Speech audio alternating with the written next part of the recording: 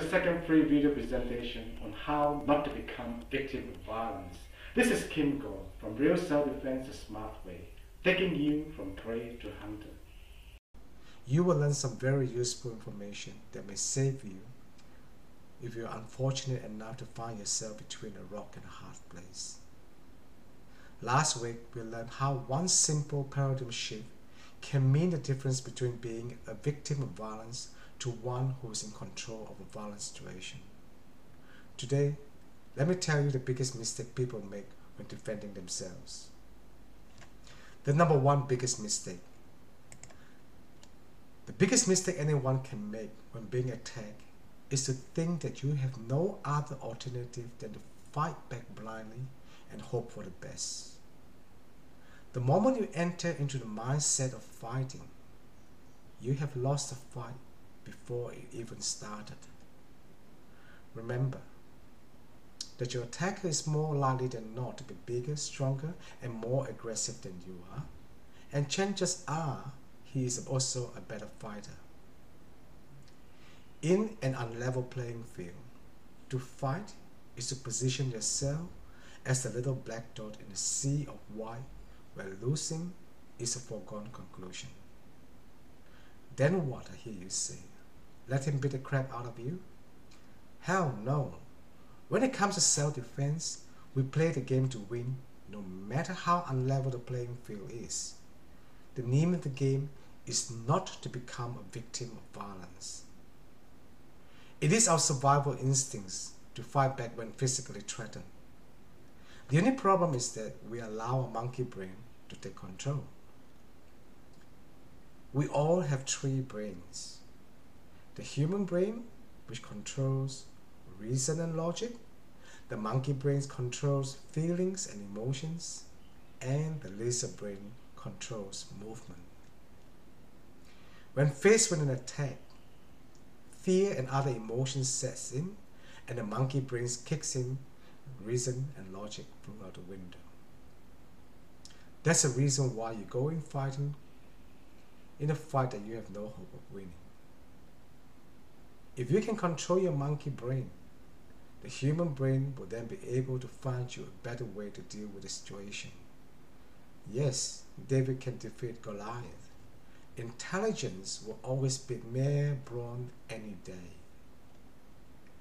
Unfortunately, we don't have the time to go into more details here on how to use the 4 lines of defense that I created to ensure that the human brain will always be in control and to virtually give you the best chance there is to stop an attacker in his track. Of course, there's a lot more than that. Self-defense is first and foremost a mindset. Without understanding the mindset first, you have no chance of overcoming a bigger attacker. Mindset is fine and dandy, but when push comes to shove, you still need the right tools to do the job. By tools, I mean the strikes that you employ to defend yourselves.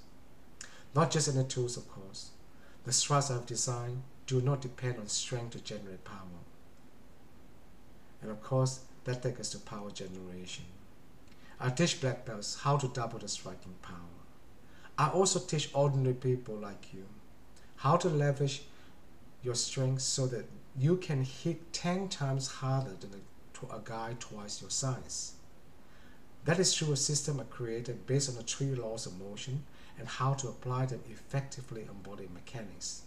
Sorry I digress, but it's such a fascinating subject. Let me get back to the next mistake. The second biggest mistake is to use kicks and punches.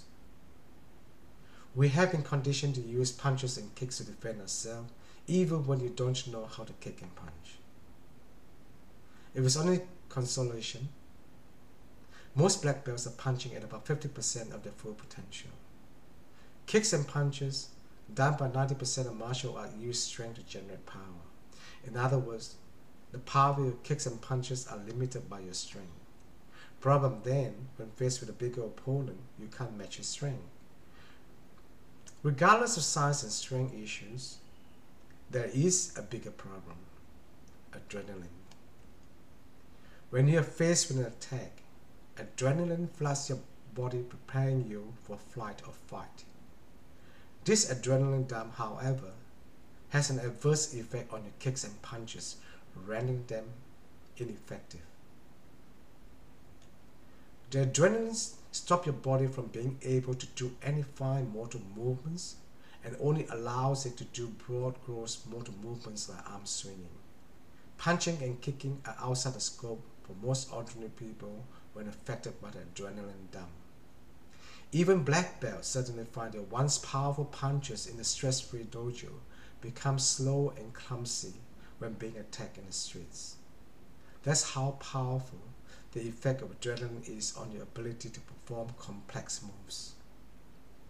A punch is relatively a simple move, but when you rely on strength to generate power, you got problems when adrenaline dump hits. The third biggest mistake in defending yourself is focusing on the use of strength and aggression. Again, this is natural to want to use all your strength and aggression when you are attacking back. However, your strength and aggression are not a match against a stronger foe. It is also exhausts you very quickly and cause your muscle to tense up and slow you down. Save whatever strength and aggression you have and use it to focus on your intent. What is your intent? Your intent is to stop him in his tracks before he can harm you. You conserve your strength and use it to leverage the power of your strikes with purposeful intent. That is the most efficient way to use your strength and aggression instead of wasting it in actions that will take you nowhere. It is as futile as trying to thread a needle when you're shaking with fear. The fourth biggest mistake. Just about everybody makes a fundamental mistake of associating martial arts with self-defense. So much so that martial arts and self-defense are seen as the same thing. Nothing could be further from the truth. Martial arts were created for fighting. In a fight, you need two willing parties. In self-defense, you are not there by choice. You do not want to fight, but you have to protect yourself. Ask yourself a simple question. If martial arts can work for self-defense, why would they need to have different weight divisions in their tournaments? What they are saying is that martial arts do not teach a smaller person to defend himself against a bigger attacker. And yet, they will turn around, teach a petite woman some basic moves, call it self-defense, and turn her loose against a vicious attacker twice her size. Go figure. The simple fact is the fundamentals of martial arts and self-defense are like chalk and cheese. Because the fundamental differences are not acknowledged by the martial arts community, we ended up with a classic case of the blind teaching the blind. Be on the lookout in your email box for another video presentation on how to stop an attack before it happens. Until then, walk with confidence. This is Kim Gore from Real Self-Defense the Smart Way, taking you from prey to hunter.